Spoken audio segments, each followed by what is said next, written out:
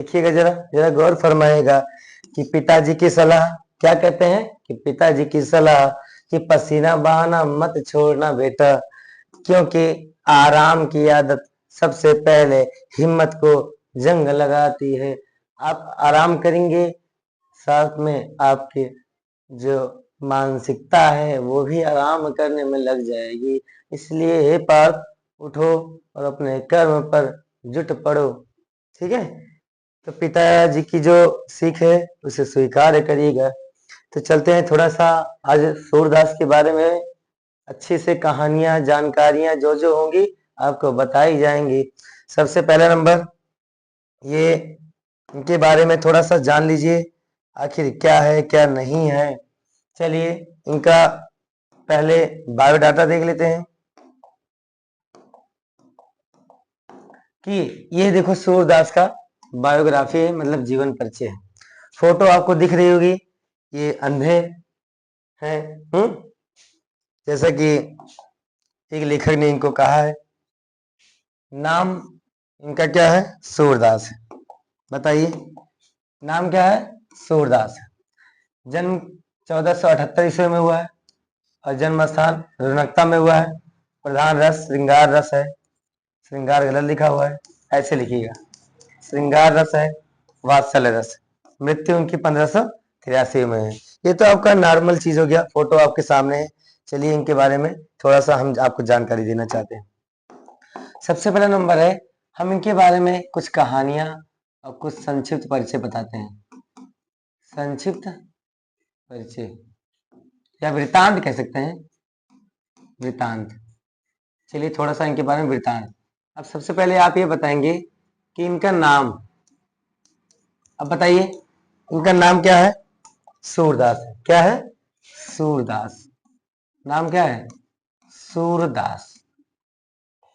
अब सूरदास के बारे में एक दोहा प्रसिद्ध है, सबसे पहले आप जान लेंगे यहाँ पर कि सूरदास सुतराम दास ने, सूरदास सुतराम दास ने जन्म रुनकता में पाया, जन्म रुनकता में पाया। गुरु वल्लभ उपदेश ग्रहण कर, गुरु वल्लभ उपदेश ग्रहण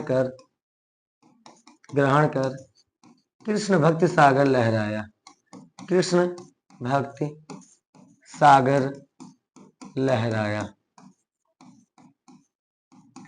अब इसमें आपको ये देखने को मिल रहा होगा कि कुछ चीजें, जैसा कि यहाँ पे देखिएगा, ये सूरदास इनका नाम है, रामदास इनके पिता है, जन्म रौनकता में हुआ है, गुरु इनके वल्लभाचार्य हैं और कृष्ण भक्ति शाखा के कवि हैं, और इनके सूर सागर रचना है, साहित्य लहरी भी रचना है। इतनी चीजें एक दोहे से आपको प्राप्त हो जा रही हैं। तो बताइए कि इनका जन्म, सूरदास का जन्म कब हुआ है, चलिए बताइए। अभी बताया गया 1478 ईस्वी, 1478 ईस्वी, 1478 ईस्वी। वैसे जन्म स्थान के बारे में या इनके बारे में वैज्ञानिकों के अनेक मतभेद हैं, उस पर विचार कीजिएगा। और इनके संवत की बात करें तो 1535 विक्रमी संवत, अगर लिखना है तो संवत 1535 विक्रमी संवत है। अगर इसी में से देखिए घटाते हैं, 1535 में से 1400 अगर 78 को घटाएंगे, 15 में से 8 गया, कितना होगा, 7 ना, 12 में से 7 गया, बताइए 5, उसके बाद एक कट गया, 57। कितना आपको संवत मतलब 57 सन में प्लस कर देना है, ध्यान दीजिएगा। 57 आपको क्या करना है, प्लस करना है। तो इसी में अगर 57 ऐड कर देंगे वो आपका संवत बन जाएगा, देखिएगा। चलिए उसके बाद आगे है, कृष्ण पक्ष में हुए थे, शुक्ल पक्ष में हुए थे, इस पर विचार कीजिए। इनका जन्म वैशाख शुक्ल पंचमी, वैशाख महीना होता है, ठीक है। शुक्ल पक्ष, दो पक्ष होते हैं, शुक्ल पक्ष और कृष्ण पक्ष होते हैं, शुक्ल पक्ष और कृष्ण पक्ष होते हैं। और पंचमी शुक्ल पक्ष में हुए थे और पंचमी तारीख को हुए थे, पंचमी डेट को हुए थे। ये सब चीजें जानकारी के लिए बहुत अच्छी हैं और याद करने के लिए छोटा सा ही काफी है। चलिए उसके बाद है इनका जन्म स्थान, इनका स्थान वैसे तो अभी बताया गया कि रुनकता में हुआ था। कहाँ हुआ था? रोहनक्ता में हुआ था। रोहनक्ता कहाँ पर है बताइए? ये आगरा और मथुरा, आगरा और मथुरा के बीच में एक गांव है, सड़क को जोड़ती है आगरा मथुरा को, तो वहां पर एक रोहनक्ता नामक गांव है, वहीं पर माना जाता है। और कुछ विद्वान इनको दिल्ली के निकट सीही नामक ग्राम में मानते हैं। वैसे इनका मतभेद है कुछ वैज्ञानिकों का कि दिल्ली में हुआ था, निकट सीही नामक गांव में हुआ था। सीही, सीही नामक ग्राम में, सीही ग्राम है, क्या है? गांव।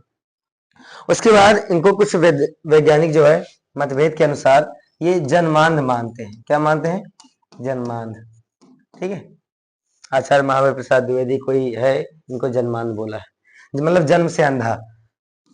अब इस पर अभी विचार करते हैं, पहली कहानी अभी बताते हैं, थोड़ा सा इसके बारे में और जान लीजिएगा। तो सूरदास जी क्या थे? जन्मांध थे, कहा जाता है जन्मांध। तो सूरदास जी जन्मांध थे। आगे इनके पिता, अभी हमने कहा वो का है पिता, तो इनके पिता कौन है बताइए? रामदास। पिता कौन है? रामदास। अब पिता है तो माता भी है, तो पिता जो थे ब्राह्मण कैटेगरी थे। कौन थे? ब्राह्मण। ब्राह्मण मतलब पंडित जी, सारस्वत कह सकते हैं, पीछे लगाते थे। और इनके माता की बात करते हैं तो माता इनकी जमुना दास। कौन थी? जमुना दास। माता कौन थी? जमुना दास। अब गुरु बताया गया अभी वल्लभाचार्य थे, कि गुरु कौन थे? वल्लभाचार्य थे, वल्लभाचार्य। तो सूरदास सुत रामदास ने जन्म रक्ता में पाया, गुरु वल्लभ उपदेश ग्रहण कर कृष्ण भक्त सागर लहराया। तो कृष्ण भक्त, ये किस भक्ति के शाखा के कवि थे? चलिए आगे बढ़ जाते हैं। ये कृष्ण भक्त शाखा के, कृष्ण भक्त मतलब कृष्ण जी की पूजा किया करते थे। ऐसा माना जाता है इनको घर से निकाल दिया गया था। कहां से निकाल दिया गया था? ऐसे कुछ वैज्ञानिक मानते हैं ये इनको घर से निकाल दिया गया था, जिसकी वजह से ये सैड सॉन्ग गाते थे। कहीं कहीं इनके बारे में सैड सॉन्ग मिलेगा। तो इनकी भेंट जो है किससे हुई? गुरु वल्लभाचार्य से हुई। जैसे इन्होंने शिक्षा लेनी चाहिए, शिक्षा लेने के लिए टीचर की आवश्यकता है, तो वल्लभाचार्य के पास ये गए, कहे गुरु जी हमें शिक्षा चाहिए। क्या चाहिए? शिक्षा, हमें एजुकेशन आजकल के जमाने में। तो गुरु जी ने कहा ठीक है। तो सूरदास जो बचपन में थे इनको क्रोध बहुत आता था, गुस्सा। तो गुरु जी को पता था, सबसे पहले कहा चलो ठीक है तुम जाओ 1 महीने तक भजन कीर्तन करो, 1 महीने बाद मेरे पास आओ।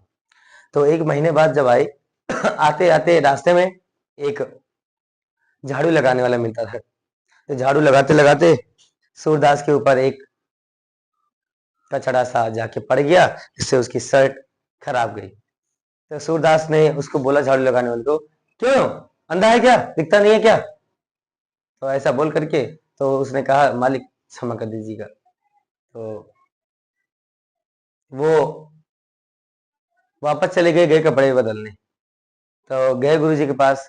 तो गुरु जी ने कहा ऐसा है तुम अभी सफल नहीं हुए हो, ऐसा करो 1 महीने जाओ और भजन कीर्तन करो, तब उसके बाद आओ। दूसरी बार जब आ रहे थे सज धज करके, मेकअप करके कि आज गुरु जी मुझे स्वीकार कर लेंगे, गए रास्ते में फिर वही हाल हुआ कि झाड़ू लगाते समय उस पर थोड़ा सा शर्ट खराब की। वापस गए, दोबारा रेडी होकर के आए आए गुरु जी का, गुरु जी मैं आ गया। कहा जाओ 1 महीने बाद आना। अब तीसरी बार जब आए तो रास्ते में फिर से वो झाड़ू लगाना मिला, उस पर छींटे पड़ गई, लेकिन वो उससे क्रोध के बजाय उससे क्षमा मांगा, कहा धन्यवाद आपने मेरे क्रोध को शांत किया। तो आगे बढ़ गए सूरदास जी, तो जाके गुरु जी ने इनको स्वीकार कर लिया। ये इनकी छोटी सी कहानी है, याद रखिएगा, ठीक है। तो वल्लभाचार्य ने इनको स्वीकार कर लिया। इनको श्री कृष्ण जी के गुणगान करने के लिए बताया गया। जो विरक्त में थे वो अब श्री कृष्ण के भक्ति में लीन होते गए। स्क्रीनशॉट लेना है ले लीजिए, चलते हैं फिर आगे ऐड कर लें एक। चलिए अभी बताया गया कि इनके पिता रामदास से भाषा, ध्यान दीजिएगा इनकी जो भाषा है वो क्या है, ब्रज है। दिख कम रहा होगा ना, भाषा क्या है इनकी, ब्रज है। उसके बाद बताया गया ये कृष्ण भक्ति की शाखा के कवि थे, ठीक है। उसके बाद ये भी माना जाएगा कि ये अष्टछाप के सर्वश्रेष्ठ कवि थे, सर्वश्रेष्ठ,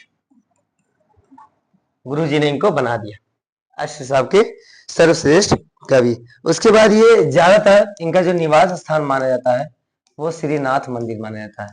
निवास स्थान श्रीनाथ मंदिर, कौन सा, श्रीनाथ मंदिर। श्रीनाथ मंदिर में ये ज्यादा रहते थे।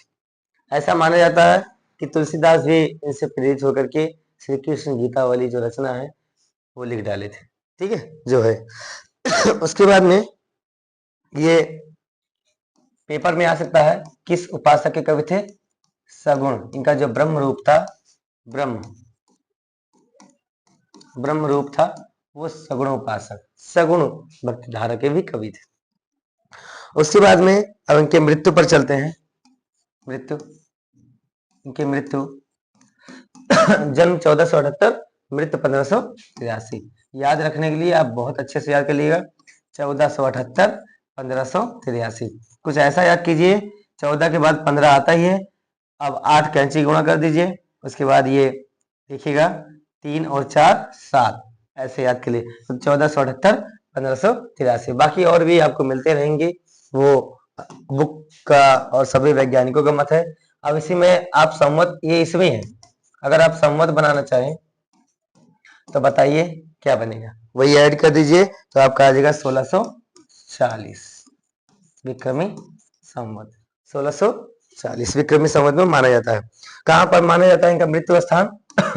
पारसौली, पारसौली, तो इनका मृत्यु स्थान है ये पारसौली। वैसे गोवर्धन के पास है।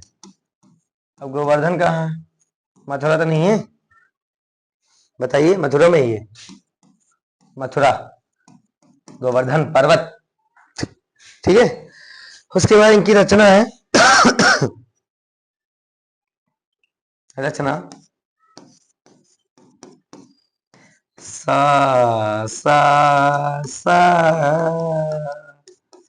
हाँ हाँ,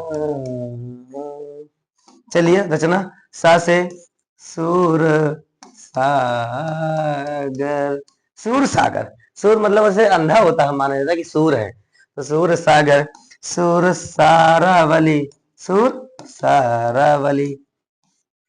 उसके बाद सा से सूर सागर, सूर सारावली, सा से साहित्य लहरी, साहित्य लहरी। ये 3 इनकी प्रमुख रचनाएं हैं जो कि मानी जानी जाती है। सूर सागर, सूर की साहित्य लहरी, ऐसे ये सब रचना है इनकी, याद कर लीजिए कौन कौन सी, सूर सागर, सूर सारावली, साहित्य लहरी, सु सु सु, ठीक है। और इनकी कहानी एक अद्भुत है, ऐसा माना जाता है। आगे बढ़ते हैं, पहले ये चीजें, ये क्या है आपको बताते हैं कि एक बार सूरदास जी किसी मंदिर में गए हुए थे, वहां पर इनकी भेंट पुजारी से हुई, तो पुजारी जी देख रहे थे एक अंधा व्यक्ति आया है, इसका नाम सूरदास है। तो सूरदास जब भजन कीर्तन वहां करने जाते थे तो आज भी गए उसी तरह कि हे प्रभु, मूर्ति को देख करके श्री कृष्ण की, हे प्रभु ये लाल रंग का वस्त्र आप पर कितना अच्छा लग रहा है। तो वहां के जो ब्राह्मण थे, पंडित जी थे, उन्होंने यार आपस में डिस्कस किया, ये अंधा इसे दिख कैसे जाता है, चलो कल हम कपड़े ही चेंज कर देंगे। दूसरे दिन जब सूरदास आए तो उस दिन भजन कीर्तन करते समय उन्होंने कहा कि हे प्रभु, आज यह हरा रंग का ड्रेस वस्त्र आपके ऊपर कितना शोभायमान है। पंडित लोग विचार करने लगता है इसे दिखता है, चलो ऐसा करते हैं कल कपड़े ही नहीं पहनाते हैं। तो तीसरे दिन पंडित जी ने पत्तियों से ढक दिया, कपड़े ना पहनाए। तो सूरदास जी आए, कहा वाह प्रभु वाह, भजन कीर्तन करते समय आज आपके पास भी गरीबी आ गई है, जो पत्तियों की मालाओं से ढके हुए हैं खुद को। सब लोग विचार करने लगे। तो ऐसा माना जाता है कि इनके पास दिव्य दृष्टि थी। ठीक है, एक बार ये कुएं में गिर गए थे सूरदास जी, तो उस वक्त तो इन्होंने गान गाया कि हे प्रभु आओ बचाओ मुझे। तो प्रभु जी ने किसी छोटे बालक के रूप में इनकी जान बचाई। ये अंधे थे तो वो बालक लाठी पकड़ कर ले जा रहा था, बाहर निकाला उनको। थोड़ी देर पकड़ाते पकड़ाते वो बालक गायब हो गया। तो उसी पे सूरदास जी ने पहचान लिया ये साक्षात मेरे श्री कृष्ण जी हैं। तो उस पर इन्होंने कहा, क्या कहा, ध्यान से देखिएगा कि हाथ छोड़ाए जात हो निर्बल जान के मोहे,